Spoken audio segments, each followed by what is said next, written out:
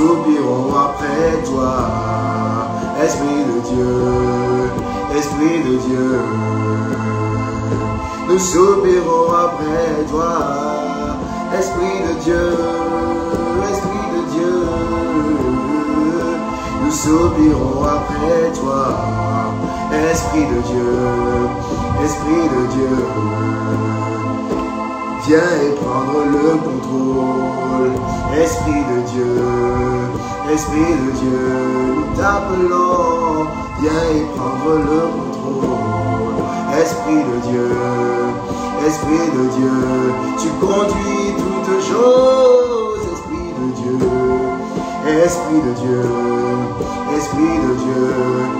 Nous t'appelons. Esprit de Dieu, Esprit de Dieu, Esprit de Dieu. En ce soir nous voulons que tu sois consolateur, consolateur, consolateur, afin que quelqu'un qui est blessé soit consolé. Consolateur, consolateur.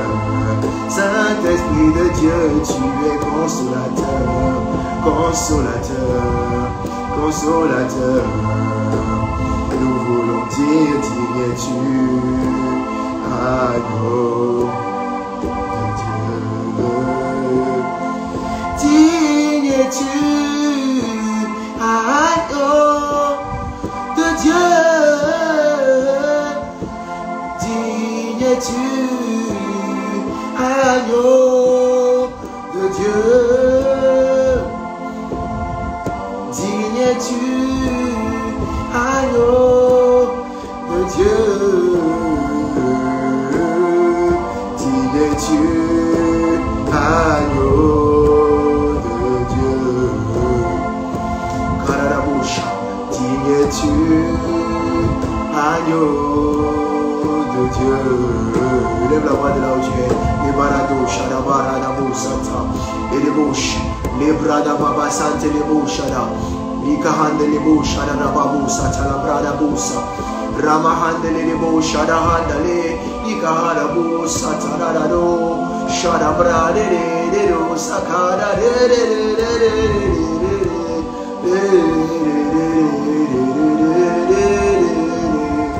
Rababu, Sika handle, Sika lobare, Sima handelo, Rabare, Sika da. Seigneur, quand je proclame ta bonté, quand je regarde tes grâces, je veux seulement dire que tu es grand, tu es au-dessus de tout, Seigneur. Rabababu, Shatabra de Lida, les Kamandalo, Satabre. Mon réveil ne m'a pas réveillé ce matin, c'était ta bonté, Rababo, Sikara, les Paradabos. Ce ne sont pas ma vigilance qui m'a préservé, ce n'est pas ma vigilance qui m'a préservé, c'est ta fidélité.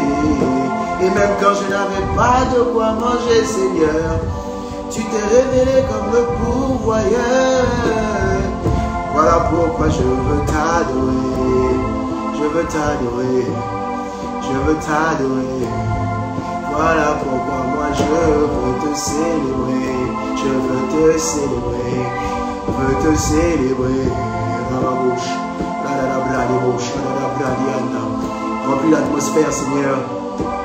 La bouche, la bradele, kadada, de do, shada, de.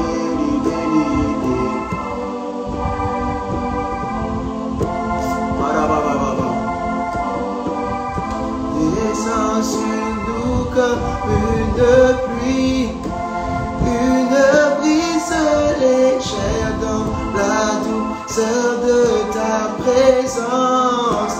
Ta nuée nous entoure,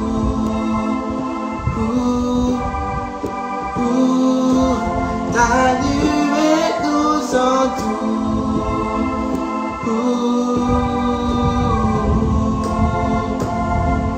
Descends sur nous comme une pluie, une brise légère dans la douceur de ta présence. Ta nuée nous entoure,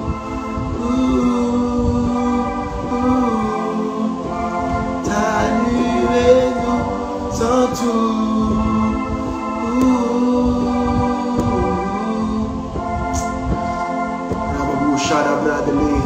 Seigneur, de conduire ces instants, d'être avec nous. Nous voulons te bénir, nous voulons te glorifier, nous voulons t'élever. Nous voulons dire que nous sommes là pour toi. Nous ne sommes pas là pour un nom, nous ne sommes pas là pour une personne autre que toi. C'est toi que nous voulons mettre en avant, Seigneur. Alors viens et conduis ces instants, parle à ton peuple. Je ne suis rien, je ne peux rien, je ne sais rien. Je t'appelle, Seigneur. Viens au secours de notre incrédulité et que ton nom soit glorifié dans le nom de Jésus. Amen, Amen, Amen, Amen, Amen, Amen. Amen, Amen, Amen, Amen, Amen, Amen, Amen, Amen, Amen, Amen. Une dernière fois, Amen, Amen, Amen, Amen. Wow. Hello, comment vous allez? J'espère que vous allez bien. Bienvenue. Je vais faire un petit tour des deux lives, parce que nous sommes en live et sur Facebook et sur Instagram. Nous allons voir qui est connecté. Alors, hello, j'espère que vous allez bien. Mettez juste de là où vous nous suivez, que je puisse vous faire un coucou. De là où vous nous suivez, que je puisse faire un coucou. Je suis d'abord sur Instagram, donc que ceux qui sont sur Instagram puissent se manifester, que je puisse leur faire des coucous. Alors dites-moi d'où vous nous suivez sur Instagram. D'où vous nous suivez sur Instagram. Mentionnez-le s'il vous plaît. Alors Kylian, tu es béni depuis la France.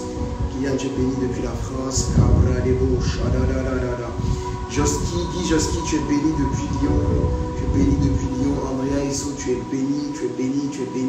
La grâce de Dieu est sur toi. Laurine, tu es béni. Tu es béni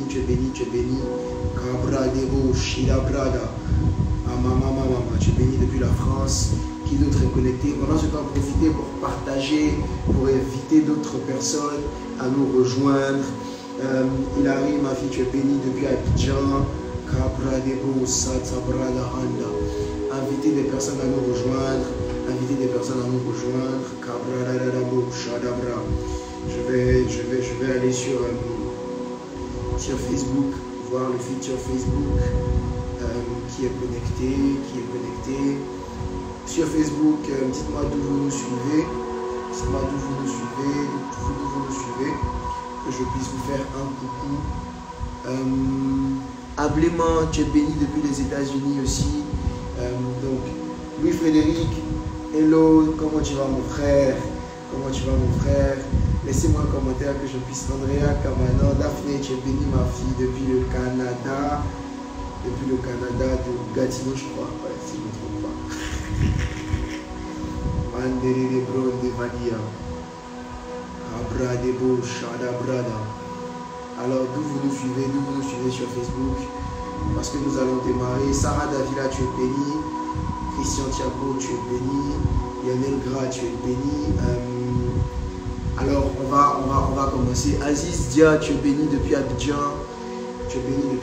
Alors, on va commencer. On va donner encore 1 minute pour que vous puissiez partager partout. Donc, inviter des personnes à nous rejoindre sur Facebook comme sur Instagram.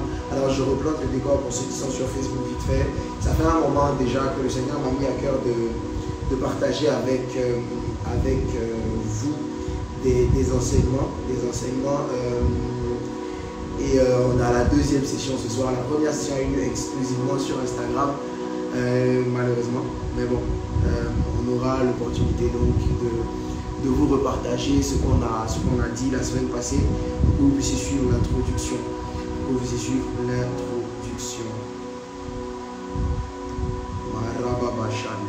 la débauche. Alors on va donc commencer. Est-ce que les sons sont bons sur Facebook, sur Instagram?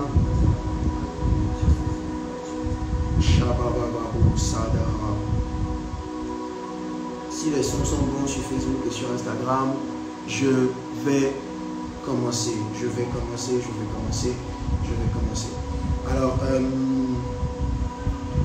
comme je le disais tantôt, le Seigneur m'a mis à cœur de partager une série d'enseignements qui s'appelle Reprogrammation. Pourquoi? Parce que la vérité, c'est que beaucoup de personnes ont entamé la vie dans le Seigneur, sont rentrées dans la vie chrétienne et à un moment se sont sentis frustrés parce qu'ils n'ont pas eu l'impression de voir et d'entendre le fameux Dieu de la Bible. On leur a prêché un Jésus, et ils ont l'impression que ce qu'ils vivent est en discordance avec ce qu'on leur a dit, et ils se sont sentis un peu frustrés. La raison est que il y a beaucoup de choses, il y a beaucoup de raisons. Vous savez, un système marche avec des principes, et quand Dieu a créé la terre est régie par des principes universels, des principes spirituels, des lois spirituelles qui fonctionnent. La vérité, c'est que si on ne prend pas la bonne clé pour ouvrir la serrure d'une porte, on est presque sûr à 200% que la porte ne va pas s'ouvrir. Et donc, on essaie tant bien que mal de se débattre, mais la vérité, c'est qu'on le fait, ça marche parce qu'on le fait au hasard. Et on ne sait pas appliquer les vraies clés, on ne comprend pas les choses, parce que beaucoup de gens ont le Saint-Esprit sans avoir l'Esprit de Dieu. Et quand je dis l'Esprit de Dieu, je pense à la manière de penser de Dieu. Alors que seules les choses de Dieu faites à la manière de Dieu produisent les résultats de Dieu. La vérité, c'est que si on n'est pas programmé comme Dieu nous a paramétré à la base, c'est difficile pour nous de pouvoir rentrer dans ce qu'il attend de nous.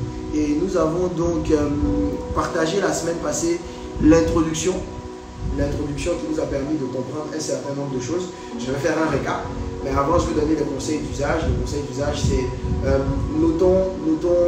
prenons un carnet de notes, c'est partageons à d'autres personnes, c'est écrivons s'il y a une parole en particulier qui nous touche, écrivons, mettons amen, réagissons, que ce soit interactif. Et puis à la fin, je pourrais prendre quelques questions qu'on pourra traiter. Bon, pour la semaine passée, on n'a pas eu vraiment de questions sur la thématique en elle-même, mais c'était plutôt sur la suite de l'enseignement. Donc, on va poursuivre l'enseignement et puis on va toucher les points au fur et à mesure. Donc, la semaine dernière, nous avons planté les bases et nous avons fait comprendre que Dieu a créé la terre, mais quand Dieu a créé la terre, Dieu n'avait en aucun cas la volonté de l'administrer. La vérité, c'est que Dieu voulait étendre son territoire de domination, et donc Dieu crée la terre. Au commencement, Dieu crée le ciel et la terre. Sauf que quand Dieu crée la terre, Dieu ne veut pas venir régner sur la terre, parce que la Bible dit qu'il a dit que le ciel est son trône et la terre est son marchepied.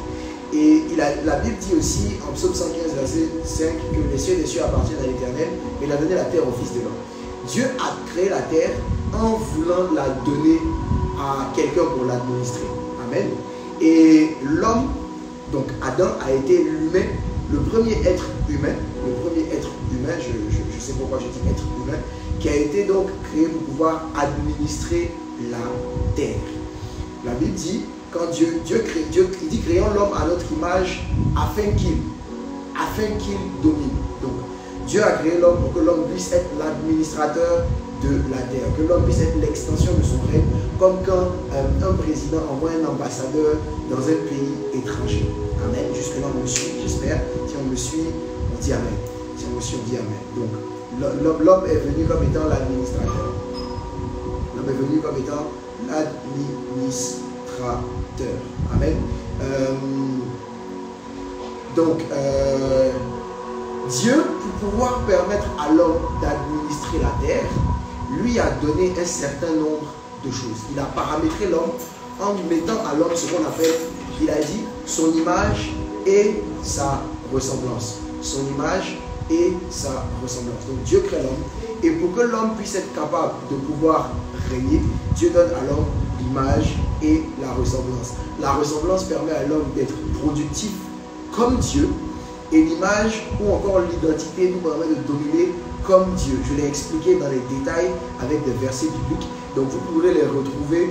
Vous pouvez les retrouver sur mon compte Instagram, sur la chaîne YouTube de Lion Kadesh, et je pourrai la mettre sur mon mur Facebook pour que vous puissiez suivre donc cet enseignement-là. Donc, nous entrons donc de plein pied dans notre message d'aujourd'hui. La vérité, c'est que pour s'assurer une victoire, pour pouvoir atteindre un objectif, et l'objectif que Dieu nous a fixé, c'est de pouvoir administrer la terre, de pouvoir la dominer, il faut une méthodologie, il faut une préparation. Une guerre se remporte par stratégie. Et pour établir une stratégie ou un plan d'action, il faut se connaître. Donc il faut connaître ses forces, ses faiblesses, mais il faut connaître les menaces et les ennemis qui sont impliqués dans la tâche. Comment on appelle ça? En business, on fait ce qu'on appelle une analyse SWOT qui nous permet d'identifier nos forces, nos faiblesses, nos opportunités et nos menaces sur un secteur donné. Et donc, dans notre mission d'accomplir la volonté de Dieu qui est de dominer la terre, nous avons un adversaire. Dis à ton voisin, un adversaire qui s'appelle le diable. Nous avons un adversaire qui s'appelle le diable. Et celui-ci travaille acharnement afin de pouvoir nous empêcher d'atteindre la mission que Dieu nous a donnée. Et comme nous sommes en guerre contre lui, nous allons chercher à étudier son mode opératoire durant cette session, afin de mieux le comprendre et de savoir comment déjouer ses stratégies. Comme je le disais dans le post sur Instagram que j'ai lancé, je disais que en sport, par exemple, quand on doit affronter un certain adversaire, on prend le temps d'étudier, de regarder ses vidéos pour comprendre quels sont ses points forts, quels sont ses points faibles et savoir comment le contrer. Amen. Donc, nous allons étudier le mode opératoire du diable, mais d'abord, nous allons chercher à savoir pourquoi le diable est notre adversaire. Pourquoi est-ce qu'il s'acharne contre nous? Il faut comprendre que le diable n'a pas toujours été celui qu'on connaît comme étant le méchant de l'histoire. La vérité, c'est que le diable a été autrefois Lucifer, qui était un des principaux anges de Dieu. L'un des principaux anges de Dieu. Il était le responsable de l'adoration dans le ciel. Ça, c'était son rôle dans le ciel. Mais je suis de ceux qui croient que la terre n'a pas été peuplée premièrement par Adam et Ève, mais la terre a été peuplée premièrement par une civilisation dont Lucifer avait été envoyé pour être l'administrateur. Amen. Et il a failli à sa mission. Et au-delà de faillir à sa mission, il s'est rebellé contre Dieu.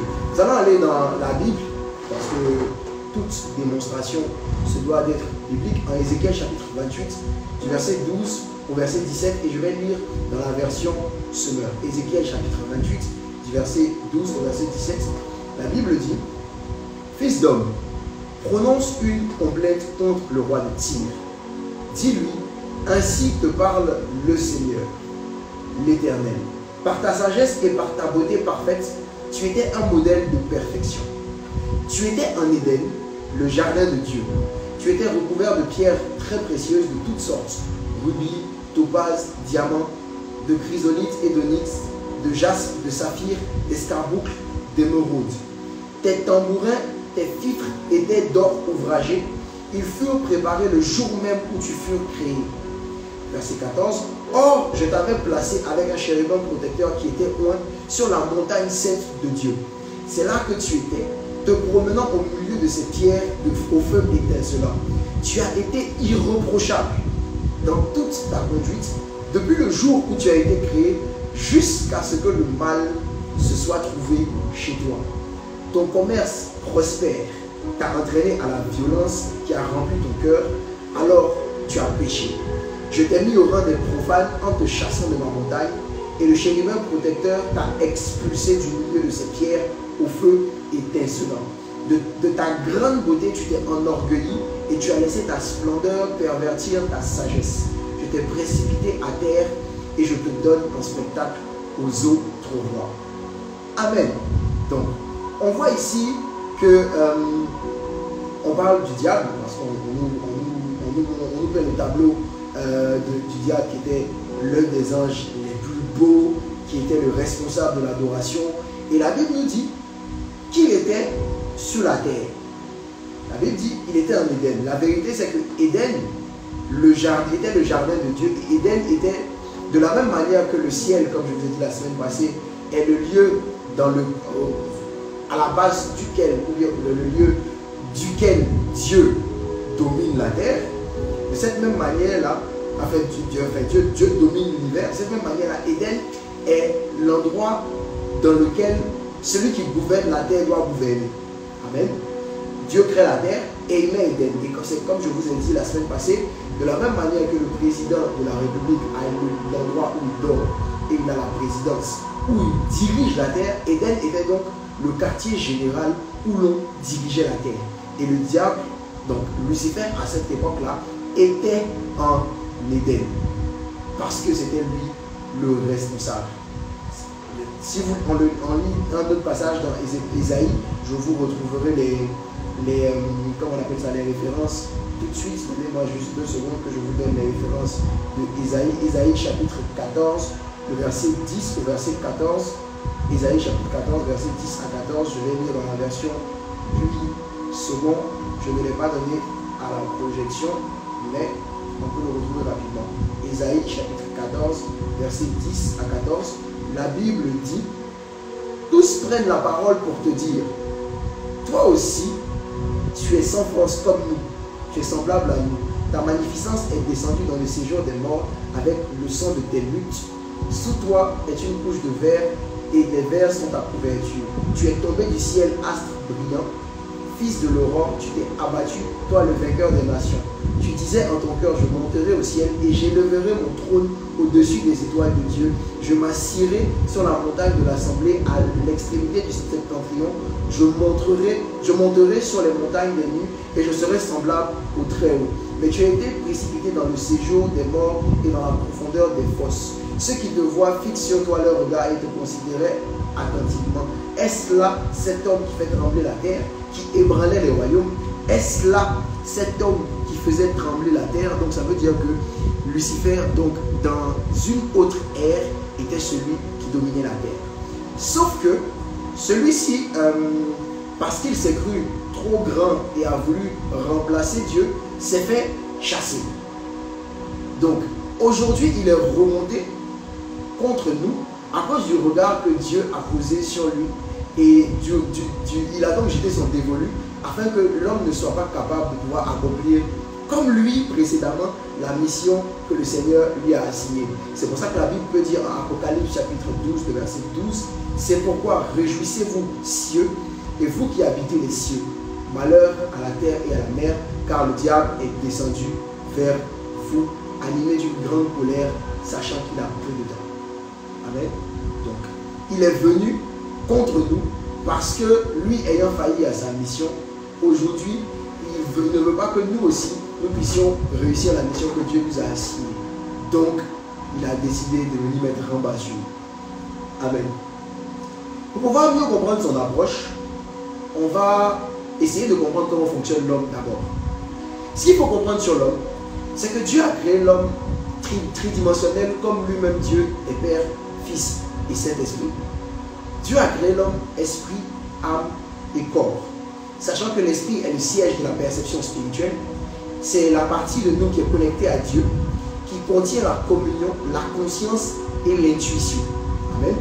L'âme est la base de l'interprétation de la vie humaine.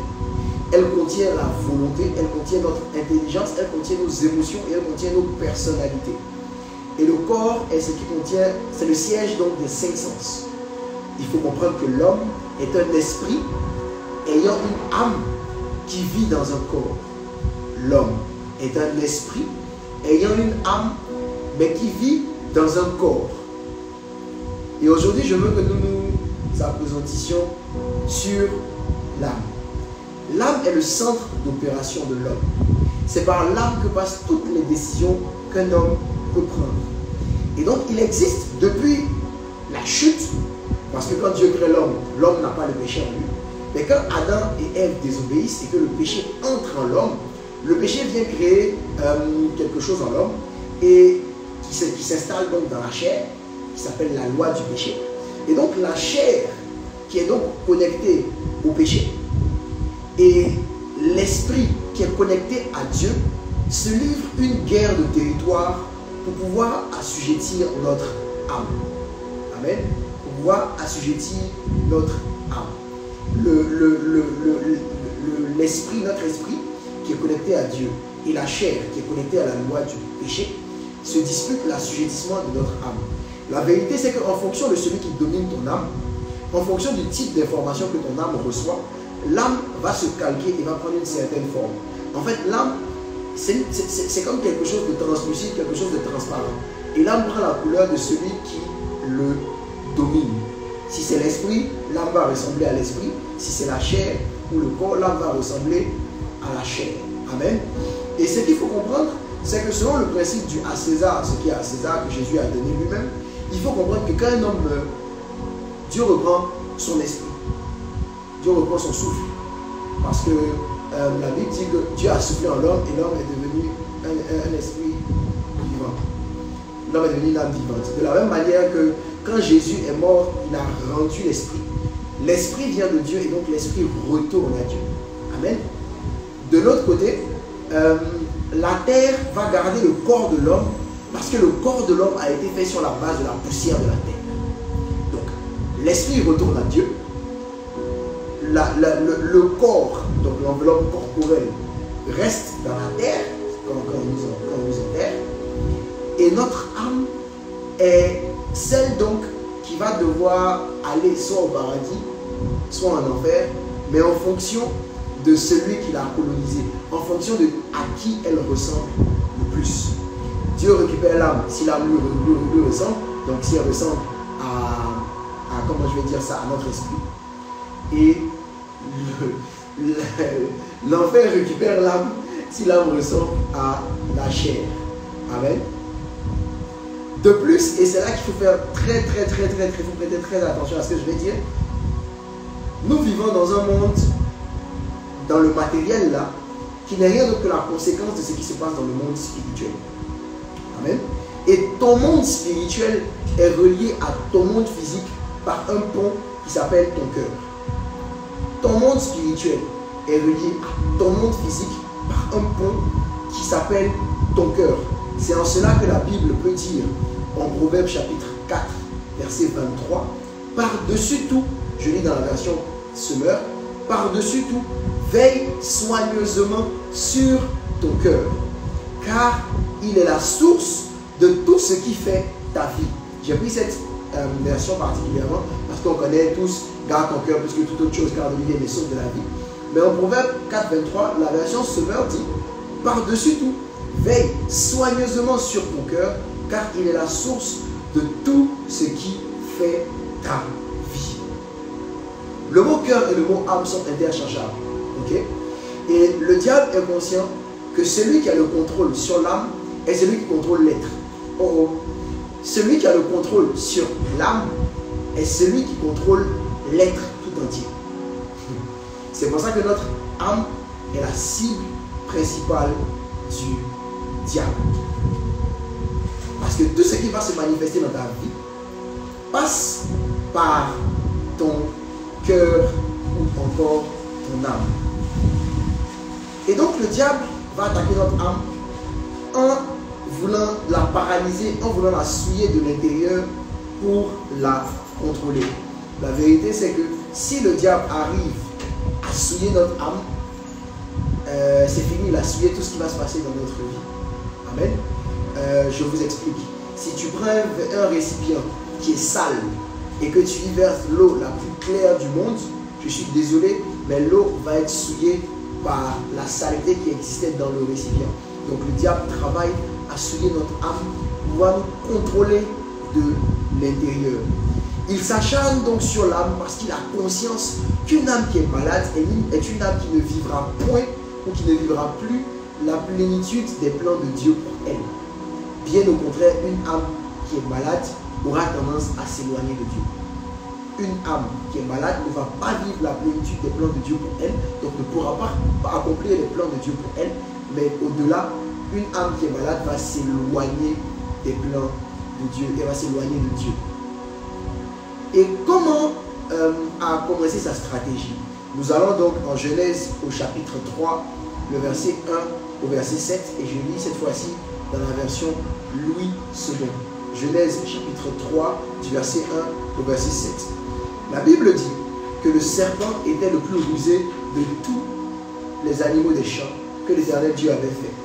Il dit à la femme, Dieu a-t-il réellement dit, vous ne mangerez pas de tous les arbres du jardin? La femme répondit au serpent, nous mangeons du fruit des arbres du jardin. Mais quant au fruit de l'arbre qui est au milieu du jardin, Dieu a dit, vous ne mangerez point et vous n'y toucherez point, de peur que vous ne mouriez. Alors le serpent dit à la femme, vous ne mourrez point. Mais Dieu sait que le jour où vous en mangerez, vos yeux s'ouvriront et que vous serez comme des dieux, connaissant le bien et le mal. La femme vit que l'arbre était bon à manger et agréable à la vue, et qu'il était précieux pour ouvrir l'intelligence. Elle prit de son fruit et en mangea. Et elle donna aussi à son mari qui était auprès d'elle, et il en mangea. Les yeux de l'un et de l'autre s'ouvrirent, ils connurent qu'ils étaient nus, et ayant cousu des feuilles de figues, ils s'en firent des ceintures. Amen, on ne va pas le relire. On ne va pas le relire parce qu'il est long. Mais il faut comprendre que la première attaque du diable sur l'homme n'a pas été une démonstration de puissance. Bien au contraire, il a déployé sa ruse et il a envoyé l'homme à commettre lui-même la faute. Le diable n'est pas venu avec la force, parce que le diable n'a pas de force. Le diable n'a pas de puissance en vrai. Le diable a la ruse. Et il vient donc par la ruse pour nous pousser nous-mêmes à commettre la faute. La vérité, c'est qu'aucun esprit ne peut agir dans le monde physique s'il ne rentre pas dans un corps. Aucun esprit ne peut agir dans le monde physique s'il ne rentre pas dans un corps. Et un esprit est conditionné par le corps dans lequel il habite. Si quelqu'un est en Christ, quand nous rentrons en Christ, nous avons les capacités de Christ. De cette même manière, le serpent était donc rusé. Donc le diable entre dans le serpent, il possède le serpent pour pouvoir faire sa sale besogne.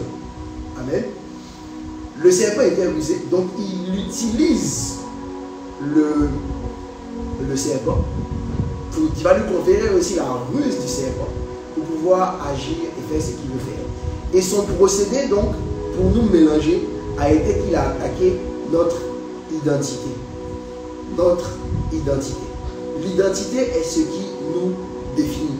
De la perception de l'identité découle la personnalité. Il le fait surtout parce que l'identité est reliée à l'image. Alors que sans image, pas de domination, on l'a expliqué déjà en long et en large la semaine passée. Ton identité définit ce à quoi tu as accès.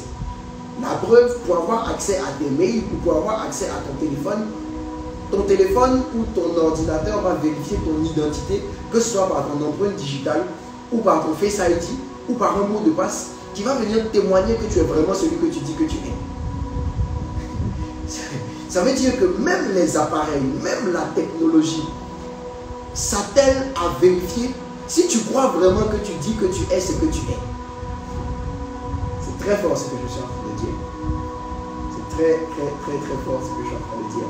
La perception de ton identité va définir ce à quoi tu as accès. Donc tu auras accès à ton mail, tu auras accès à ton téléphone, tu auras accès à la pluralité de choses que tes appareils électroniques peuvent faire si tu t'identifies comme en étant le propriétaire. Amen. Amen. Amen. Il faut comprendre, et je l'ai dit la semaine passée, que tu n'es pas parce que tu possèdes. Ce n'est pas parce que tu possèdes des choses que tu es quelqu'un, mais c'est parce que tu es quelqu'un que tu vas posséder. Comme j'ai dit, c'est parce que tu t'es identifié que tu as accès à. C'est parce que tu t'es identifié que tu as accès à. Amen. Donc, la technique du diable est de porter donc un attentat à la conscience de notre identité qui se trouve dans notre âme. Et pour ce faire, il vise, la première des choses qu'il vise, c'est de tuer la relation de paternité qui existait entre Dieu et Adam et Ève.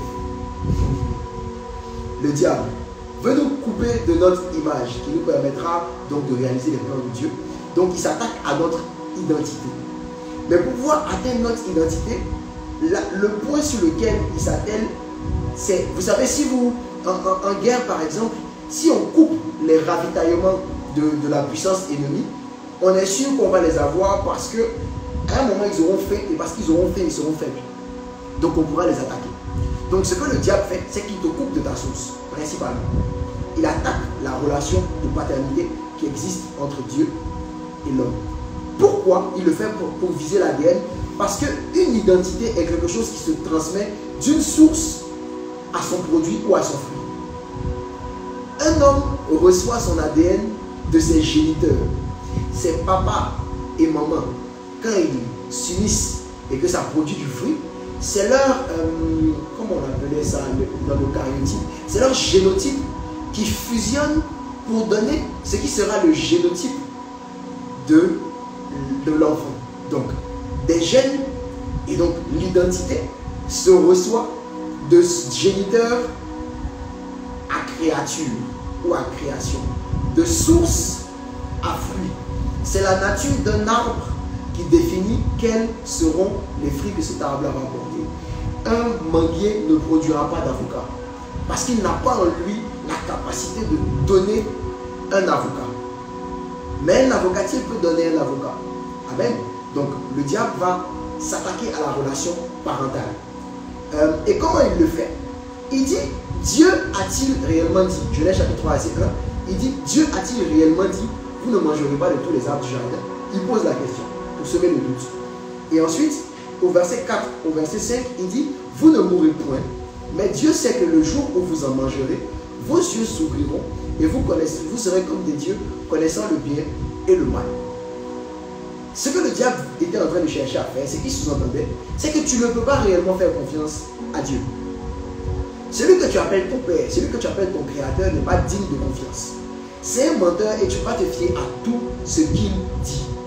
Au contraire, tu peux te fier à moi. Ok? Tu peux te fier à moi. Tu peux, parce que l'instruction vient de celui qui est en autorité. Il leur disait qu'il peut se fier à lui, mais en vrai, il leur disait qu'il devait se fier à eux-mêmes. Il leur disait qu'ils devaient se fier à eux-mêmes. Parce que le diable voulait tout faire pour nous pousser à faire la même chose que lui, prendre la place de Dieu.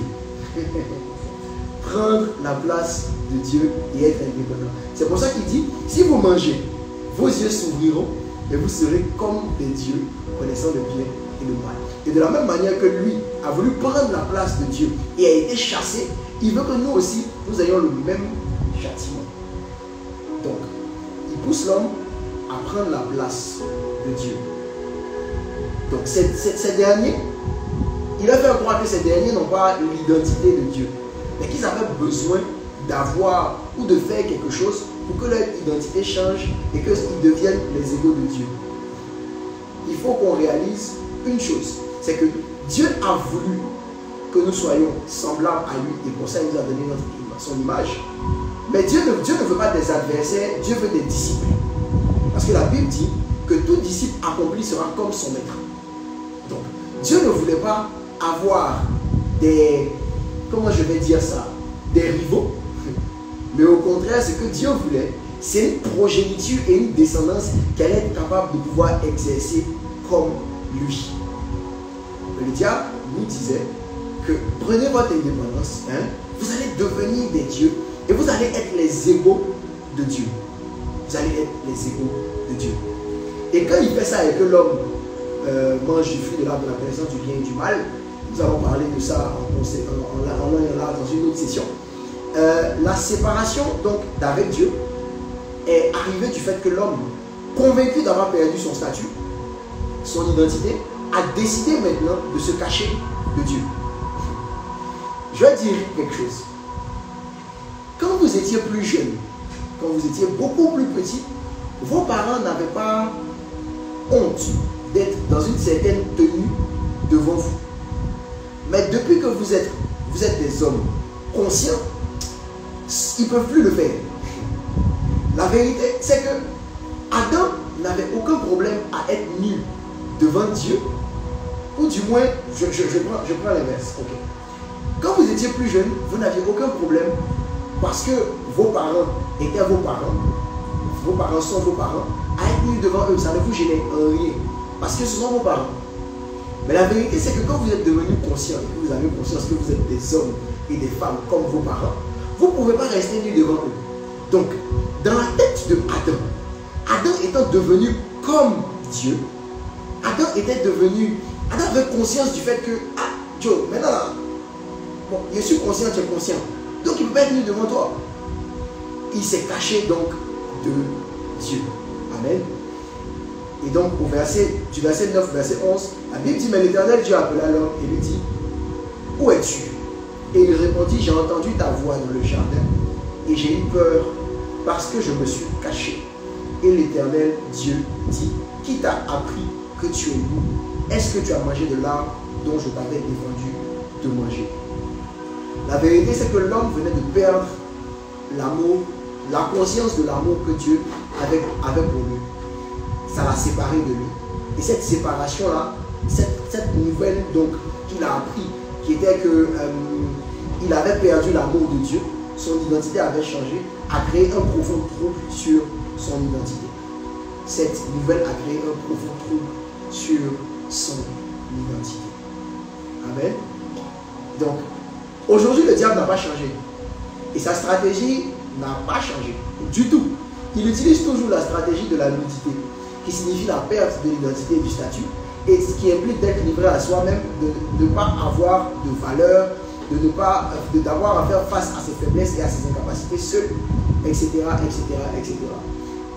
Maintenant, pourquoi est-ce que je fais le lien entre la nudité et la perte de l'identité? Adam a dit, je suis nu, c'est pour ça que je me suis caché. Mais pourquoi est-ce que je fais le lien entre cette nudité-là et la perte de l'identité? C'est parce que la tenue de quelqu'un permet de l'identifier. Par exemple, si tu vois quelqu'un qui a une blouse sur lui, une blouse blanche sur lui, il est facile pour toi de deviner que c'est un médecin. Si tu vois quelqu'un dans un treillis d'une certaine couleur, tu pourras savoir si c'est un militaire, si c'est un policier, si c'est un gendarme, si c'est un garde des eaux et forêts. En fonction de la tenue qui est sur lui, ça te donnera donc des détails sur son identité. Sur son identité. Adam et Ève étaient nus à leurs yeux physiques, mais ils ne l'avaient pas toujours été parce que spirituellement Adam et Ève n'étaient pas nus. Adam et Ève n'étaient pas nus parce qu'ils étaient vêtus de base de la gloire de Dieu. Ça, c'est une parenthèse que je fais. Ils étaient vêtus de la gloire de Dieu. Parce que quand ils ont péché, ils ont été privés de la gloire, et donc c'est quand la gloire est partie qu'ils étaient nus. Ok? Et ça, c'est vraiment juste une parenthèse. On en reparlera plus loin dans l'enseignement. Donc, leurs yeux ont été déconnectés de la vérité qui était donc synchronisée sur les yeux de Dieu, la volonté de Dieu et l'esprit de Dieu pour se connecter aux réalités physiques qui étaient autour de nous. Et c'est comme ça que le diable nous attaque tous les jours. Il nous déconnecte des vérités, donc de ce que le Seigneur nous dit, pour nous connecter aux réalités qui sont autour de nous, alors que les réalités qui sont autour de nous viennent juste d'une de ses armes, ou j'ai envie de dire de son arme principale, qui est le mensonge. Amen. En fait, son procédé est simple. Le diable nous emmène au travers de l'usage de nos 5 sens, donc le goûter, l'ouïe, l'odorat, la vue et le toucher. Amen. Il nous emmène à avoir une mauvaise interprétation des situations et des choses qui nous environnent pour nous pousser à agir différemment de la volonté de Dieu, parce que cette interprétation vient en contradiction de ce que Dieu nous a dit. Genèse 3:6 dit, la femme vit que l'arbre était bon à manger et agréable à la vue et qu'il était précieux. C'est pour ça qu'elle a pris de son fruit et qu'elle en a mangé. La version parole de vie dit, la femme se dit, donc elle s'est parlé en elle-même, elle a regardé et puis elle a analysé en se disant, ah ouais, je pense que l'arbre là, le fruit doit être bon à manger et agréable à voir, à cause des informations que ses yeux ont eues, à cause du fait que voir lui a permis de réaliser autre chose. En fait, le terme hébreu qui est utilisé pour dire la femme vit, en hébreu, se traduit littéralement par réaliser ou par prendre conscience. Ça veut dire que les informations qu'elle a reçues quand elle a regardé, sur la base de ce que le serpent lui avait dit, lui a donné de réaliser une chose, lui a donné de prendre conscience d'une chose. Elle a pris conscience que cet arbre-là était précieux pour lui, l'intelligence, était bon à manger et agréable à la vue. Sa perception a défini ses perspectives. Amen. Et comment est-ce que cela fonctionne? C'est que je vous ai dit que rien ne se manifeste du spirituel au physique si ça ne passe par le cœur. Sauf que la porte d'accès à ton cœur, ce sont tes pensées. C'est pour ça que je vous ai dit que la Bible dit, la femme se dit. Donc elle a pensé. Parce que quand tu te dis, tu es en train de penser. Amen. Est-ce que tu sais donc que rien ne peut se passer dans ta vie si tu ne lui donnes pas accès? Et si le cœur est la source de tout ce qui vient dans ta vie, on l'a lu sur la base de Proverbes chapitre 4, le verset 23, ça veut dire que tout ce qui se passe dans ta vie va passer par ton cœur et rien ne va échapper à ce principe-là. Je vais dire quelque chose et je vais mieux le développer un peu plus tard dans notre série. C'est que la Bible dit que Dieu Tout-Puissant, en Apocalypse chapitre 3, dit que je me tiens à la porte de ton cœur et je frappe. Et si tu m'ouvres, j'entre. Ça veut dire que pour pouvoir rentrer dans ta vie, Dieu passe par le sens du cœur qui passe par les pensées. Enfin, dans la porte et les pensées. Amen. Si quelque chose doit se manifester dans ta vie, cela va passer par ton cœur, par le principe de tes pensées. Donc le diable va te parler par tes pensées. Il va te dire un certain nombre de choses. Il va te mentir en te disant que tu n'as aucune valeur, qu'on s'en fout de toi, que tu ne peux pas y arriver. Il te dit des fois que tu es malade, que tu ne comptes pour personne, que tu es mieux seul, que ceci, que cela. Et puis, je ne sais pas, écrit en commentaire des mensonges que le diable a pu te dire et qui ont pu paralyser ta vie à un certain moment. Sauf que le diable arrive à orchestrer sur la base de ce que tu permets des circonstances qui vont venir corroborer ce en quoi tu es convaincu. Parce que tu vas penser que Dieu t'a abandonné, que personne ne t'aime. Donc tu vas de facto développer la foi que personne ne t'aime. Donc ta foi va produire son fruit en ce que personne ne va te manifester de l'amour. Tu auras l'impression d'interpréter les paroles des gens sur la base de ça. Et ça va créer autour de toi une certaine spirale. Le diable va te mentir en te disant que tu n'en es pas capable. Et cela va créer en toi une peur qui va te parler et qui va te paralyser, qui va t'empêcher de pouvoir réaliser. Il va prendre des situations de ta vie en te disant, la dernière fois tu t'es lancé dans telle chose, toi-même tu as vu que ça n'a pas marché. Tu t'es lancé dans telle chose, toi-même tu as vu que ça n'a pas marché. Et sur la base de ça, sur la base du fait que tu avais un gars dans le passé qui t'a abandonné, il va te dire que non, toi là-même, tout le monde s'en fout de toi, que tu es bonne à être utilisée seulement, etc., etc. Et il va te donner de voir les choses d'une certaine manière. Et ce type donc d'informations que tu vas recevoir va faire émerger en toi un type de pensée. Et ces pensées-là, quand tu vas les entretenir et les analyser, elles vont favoriser en toi une manière de raisonner. Amen. Et la manière de raisonner là va créer maintenant en toi des mauvais trésors ou encore des forteresses qui sont en vrai des convictions. Amen. Je vais vous refaire le schéma en conclusion pour que vous compreniez. La Bible dit en 2 Corinthiens chapitre 10, le verset 4 à 5. Car les armes avec lesquelles nous combattons ne sont pas charnelles, mais elles sont puissantes par la vertu de Dieu pour renverser des forteresses. Nous renversons les raisonnements et toute hauteur qui s'élève contre la connaissance de Dieu et nous emmenons toute pensée captive à l'obéissance de Christ. Donc, les pensées là, ce que tu auras vécu et ce que tes 5 sens vont t'envoyer comme information va créer en toi des pensées.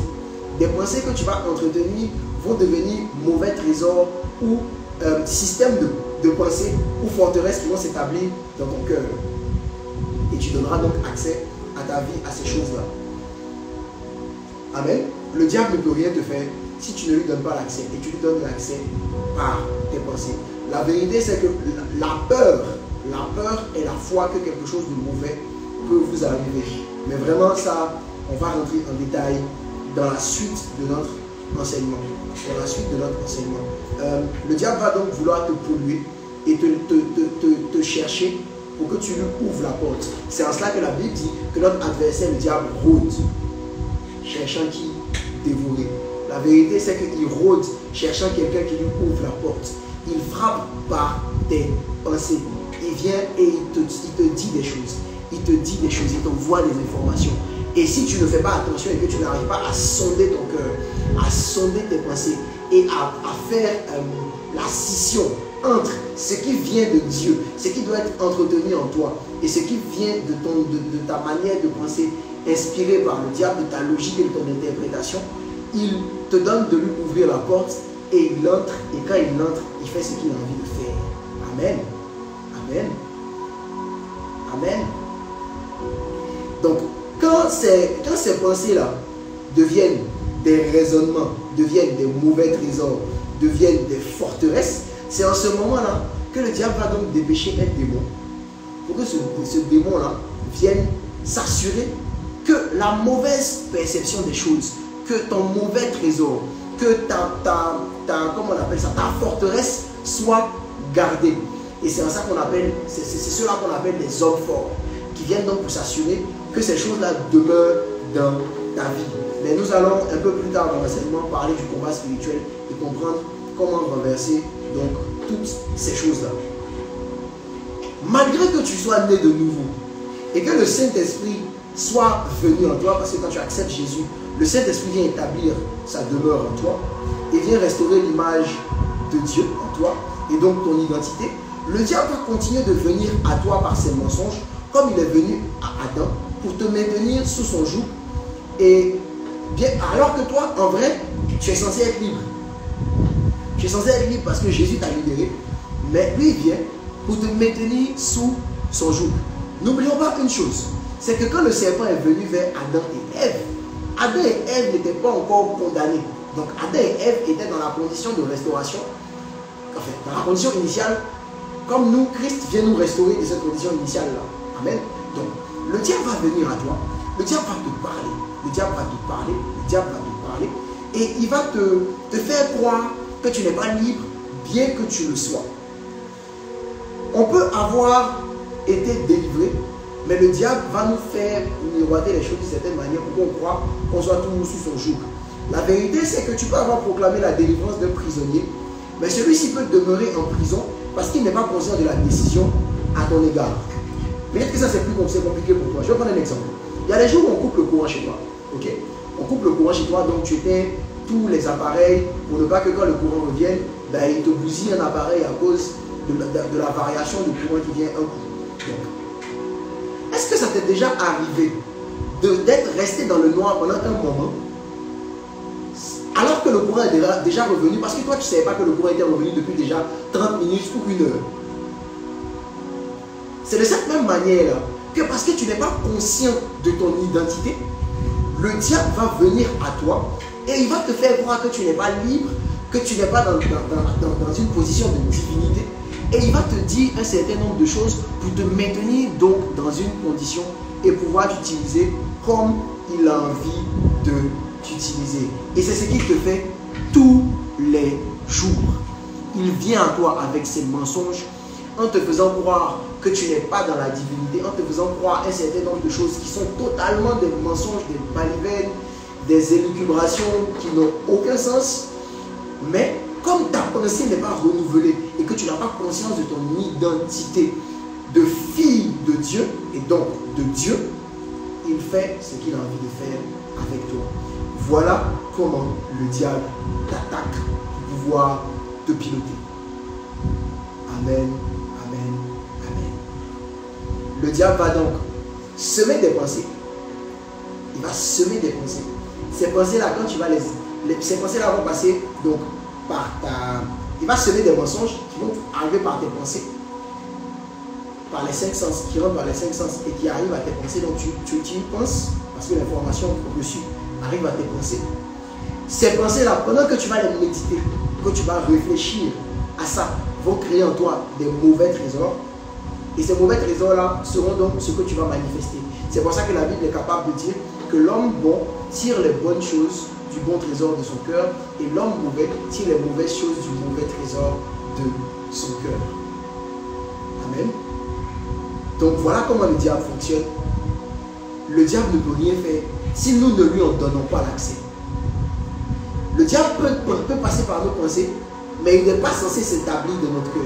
Parce que quelqu'un peut taper chez toi, mais si tu n'as pas envie de le voir, tu ne lui ouvres pas la porte. Quelqu'un peut faire sonner ton téléphone, mais si tu n'as pas envie de lui parler, tu ne décroches pas son appel.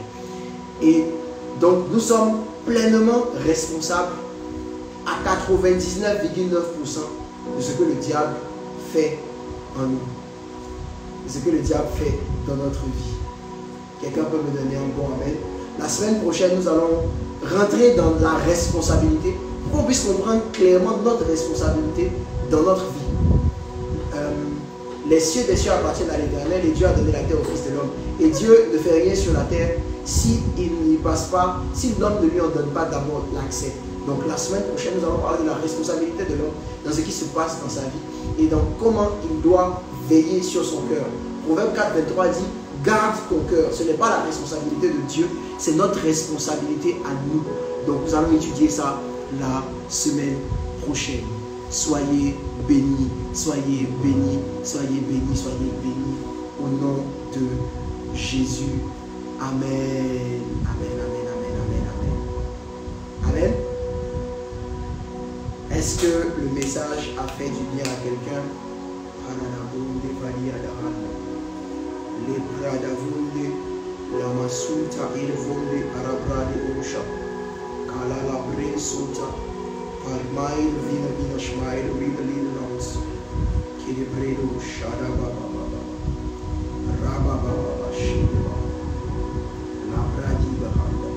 Est-ce que le message a fait du bien à quelqu'un? Si oui, écris-le en commentaire, écris-le en commentaire, écris-le en commentaire. Je crois que les hommes sont capables de dire un homme averti en vaut deux. Des sages on dit premier gaou n'est pas gaou, c'est deuxième gaou qui est nata. Donc si on est averti de comment le diable fonctionne, la vérité c'est qu'on doit être capable de ne plus le laisser travailler dans notre vie comme ça, facilement. La vérité, comme l'a dit en commentaire Kylian sur Instagram, c'est que le diable ne peut rien créer. Le diable ne peut rien créer. Il n'a la force et il n'a la puissance que nous, on lui concède. La vérité, c'est que le diable, ce n'est pas un lion. La Bible dit qu'il rôde tel un lion rugissant. Comme un lion rugissant. Et je vous ai dit que quand on dit qu'on est comme quelqu'un, ça veut dire qu'on n'est pas de la même nature. Ça veut dire qu'on a des similitudes, mais on n'est pas de la même nature. Donc, le diable peut nous avoir d'une certaine manière, mais il n'a pas la puissance de frappe de lion pour nous attaquer de front. C'est pour ça qu'il guette l'ouverture qu'on lui donne. Est-ce qu'on peut donner un bon amen à Jésus? Alors, est-ce qu'on a des questions pour aujourd'hui? Est-ce qu'on a des questions pour aujourd'hui? Que ce soit sur Facebook ou sur Instagram, nous allons prendre 10 minutes de questions, répondre à celles qu'on peut répondre aujourd'hui. Et si on a des questions sur la prédication d'aujourd'hui, on va pouvoir donc, comment je vais dire ça, on va, si c'est hors de la prédication, je vais certainement les traiter un peu plus tard. Mais on prend toutes les questions et puis après on pourra faire à la fin de la série, on pourra faire un question-réponse où on prendra le temps de répondre aux questions des uns et des autres. Donc voilà un peu. Si on a des questions, on peut les mettre dans le chat où nous allons juste prier et dire merci à Dieu pour ce message. Nous allons prier et dire merci à Dieu pour ce message qui, je crois, a fait du bien à quelqu'un. Et nous allons maintenant prêter attention à garder nos cœurs pour ne pas que le diable puisse avoir accès à nos vies. S'il n'y a pas de questions, on va prier. Père, je prie dans le nom de Jésus pour toutes les personnes qui me suivent dans ce live, peu importe le canal par lequel ils me suivent, pour toutes ces personnes qui nous regarderont en différé, que tu donnes, que tu fasses tomber les écailles de leurs yeux et que tu illumines les yeux de leur cœur afin qu'ils réalisent, Seigneur, la portée de ce message. Que nous puissions réaliser comment le diable travaille à nous paralyser, à nous empêcher de manifester tes plans, à nous écarter de ta volonté, à nous écarter de tes voies. Père, nous prions dans le nom de Jésus, que tu nous donnes de le réaliser et que tu nous prépares déjà en amont, avant même les prochaines sessions, à pouvoir lutter contre ces mauvaises pensées qui viennent des idées, des informations que nous recevons au quotidien. Merci Seigneur de nous donner de pouvoir placer un filtre à l'entrée de notre cœur pour pouvoir nous faire entrer, nous permettre à entrer que ce qui te regarde, ce qui vient de toi, dans le nom de Jésus. Merci Père pour ta grâce. Je prie pour toutes les personnes qui ont été connectées ce soir, que ta grâce demeure sur elles, que ta faveur demeure sur elles, que tu leur donnes de pouvoir reprendre le contrôle de leur âme afin qu'elles puissent manifester la plénitude de ce que tu attends d'elles dans le puissant, le glorieux, le précieux nom de Yeshua le Messie. Est-ce que quelqu'un peut me donner un puissant et un vibrant Amen.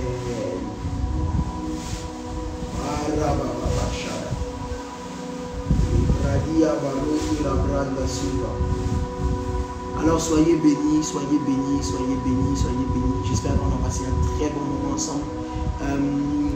Mon adresse mail est encore disponible pour vos questions.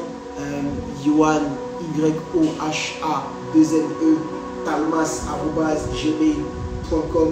Si donc l'équipe peut l'écrire en commentaire, que ce soit sur Instagram ou sur Facebook. YOHA 2NE talmas THALMAS @gmail.com. Et nous allons, je vais recevoir vos questions. Et si elles ne font pas partie de la suite du message, elles donc seront traitées afin de pouvoir davantage nous illuminer et nous permettre de pouvoir être épanouis dans notre marche avec le Seigneur. Soyez bénis. Je prie donc que cet enseignement vous ait fait du bien. Je prie que cet enseignement vous ait fait du bien. Je prie que le Seigneur puisse, sur la base de ce message, vous donner de reprendre le contrôle de votre vie, de reprendre le contrôle de votre vie et de votre âme et donc de votre vie, et que sa grâce soit sur vous. Au nom de Jésus, quelqu'un me donne un bon Amen. À la semaine prochaine, jeudi prochain, même heure, et puis on est ensemble. Allez, ciao.